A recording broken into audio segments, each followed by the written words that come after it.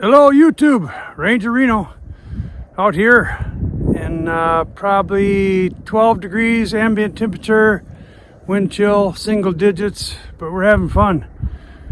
Me and Mrs. Ranger doing a little snowshoeing on the land, keeping fit, burning off all those holiday goodies. Good calorie burner out here with the snowshoes. But hey, we came across a little sign I thought I'd show you. If I see more, I'll take pictures of it as well. But as we were going down this track, we found where Mink had been running, and I got some good tracks in the snow I'd like to show you. Here we go.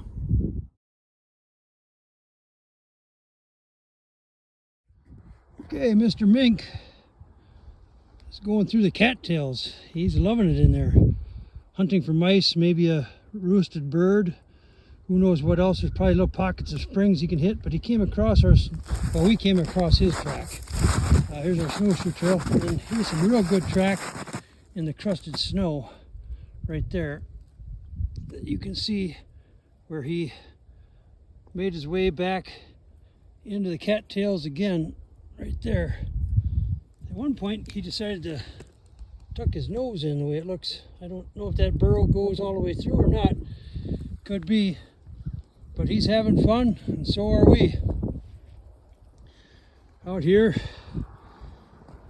in the great wide open. How's that for beauty, huh?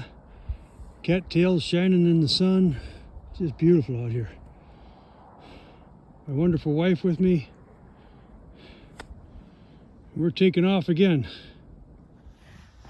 Another wonderful thing about winter and snowshoeing is it reveals things you otherwise don't see. Now here's a beautiful woven nest and a little piece of honeysuckle that you otherwise wouldn't see.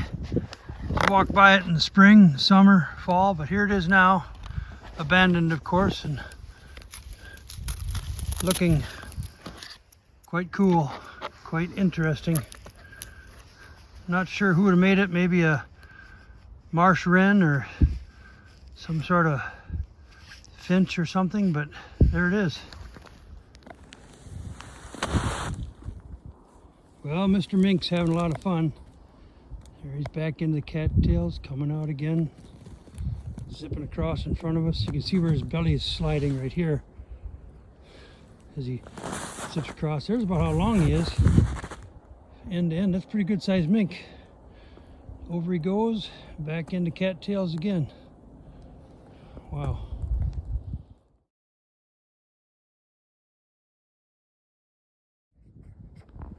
So a continuation of our hike tells another story yet. Here you can see some stripes in the snow. Some more. And some more. Way over here. A little more in that shadow. There we go. Now you can tell from this set of stripes to that set of stripes and this spot here, what we had was probably a red-tailed hawk that caught a mouse. He came in here, crashed on the mouse, and then took off, and when he flapped his wings, those primary feathers caught the snow and created that track for us to see. A thing of beauty that you don't get to see in the city, but we get to see it out here on our country hikes. We love every bit of it.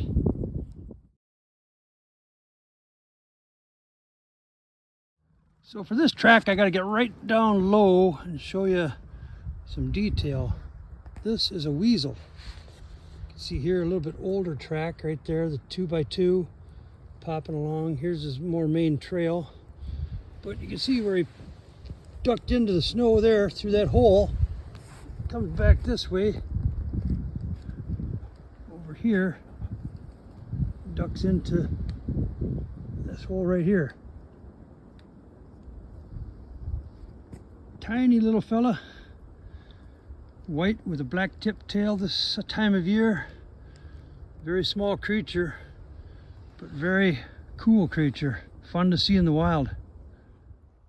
And of course here in the thick spruce forest, we will find the ever popular deer bed. Not one, but two. There's one here, another one there. And if I pan around, I could show you half a dozen more, but this is where they like to hang, out of the wind, nice and warm. I don't know if a coyote dropped an hors d'oeuvre, or maybe a hawk or an owl, or the household cat, who knows? But there he is, abandoned.